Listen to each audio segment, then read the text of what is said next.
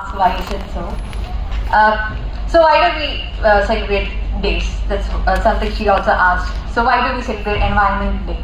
Like, we are part of the environment every day, but why do we have an Environment Day? It's on June 5th.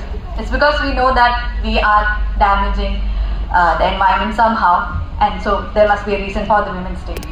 So I'm not going to argue this point, but I'm going to ask some questions which are ungendered. Like, these are not only for women. How many of you are afraid to travel alone after night falls? How many of your parents or family worry constantly when you are traveling alone to an unknown place, like calling you every half hour? How many of you have faced some kind of sexual harassment or violation of your body without consent?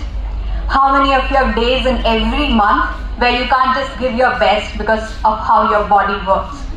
How many of you have to plan all that you need to do by 30 or then by 35, and then there are some things you can do only after 40 or 45? How many of you think of the appropriateness of every piece of clothing you wear every single day as per the occasion? How many of you feel a need to be super, like you have a superpower to be successful? So these are just questions you all can ponder upon and think why your answer would be different from the person's answer next to you. With that, I'll switch to a small story. Dr. Kamala Sohoni is an Indian biochemist. She's the first Indian woman to receive a PhD in science, and she had to do satyagraha to get an admission for her PhD at a top-notch scientific institution. She did this satyagraha in front of a Nobel laureate's office. So now I don't have to name the Nobel laureate because we only have one Nobel laureate. All the Malayalis know Anna Mani. Have you ever wondered why she is not Dr. Anna Mani? She also worked with the same Nobel laureate, but she was refused a PhD degree. So now, because most of us are scientists, I'll bring in some numbers. The first Indian fellow of the Royal Society was selected in 1841. The first Indian woman fellow of Royal Society was selected in 2019. The gap is 178 years, and it is Dr. Gagandeep Kang. I have had the fortune to meet her and interact with her, and just by the selection of one woman to FRS, she has, at least in the life sciences, so many women look up to her. It has just boosted the morale of so many women students. And the year CSIR was founded, 1942. The first woman DG, 2022. The gap is 80 years. So once Dr. Kalai became the DG, people started saying, oh, women have broken through the glass ceilings. And during that time, she gave an interview where these numbers were given. The CSIR network of 38 laboratories has 4,500 scientists. In 2000, it had 13% of women scientists. By 2018-19, it became to 28%. So there is this thing, whenever women reach a representation of around 30%, we're all like, oh, women need only 30%, that's fine. But the population is still 50%. And there was a survey across CSIR institutes to see what is the women representation.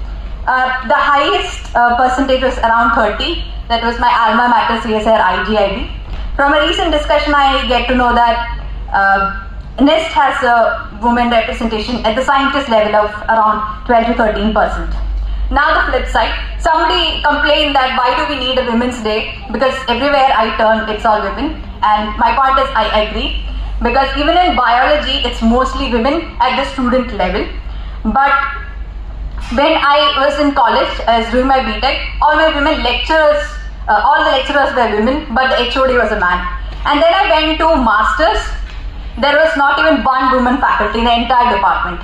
And it's been 10 years since I did my masters, and even now there is not even one female faculty, and I don't think that department will get it for a very long time. So there are hundreds of women candidates passing out of that department without having even one role model.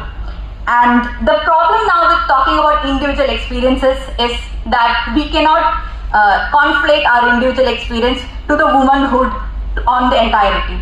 Like when women scientists talk, they say that we don't need a Women's Day. I succeeded without any women's gain. But the problem there is, it is our individual privilege which helps us succeed. We might have a lot of personal privileges which help us succeed, and we cannot use that example to say that the entire womanhood does not need, that we need to acknowledge the discrimination against women. And we are very happy about being super women. This is again something Dr. Lini mentioned, but it is not a compliment. And last year maybe some of you have heard of Infosys Prize. Last year I was one of the featured PhD students / postdocs on there. And the question they asked was, why should women choose science? And I actually find this question very ridiculous. And my answer was, women belong in science because women belong everywhere.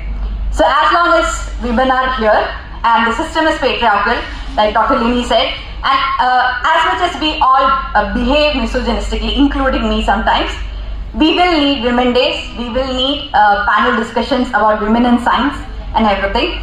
And the last point, yesterday I was seeing all these Women's Day posters from different institutes, and I spoke to a scientist saying that it's so great to see, and she said, yeah, it's there, but it's also a mandate. So if you see a lot of institutions celebrating Women's Day, know that because there is a mandate from above to celebrate Women's Day. With that, I thank all the organizers for this opportunity. Thank you all.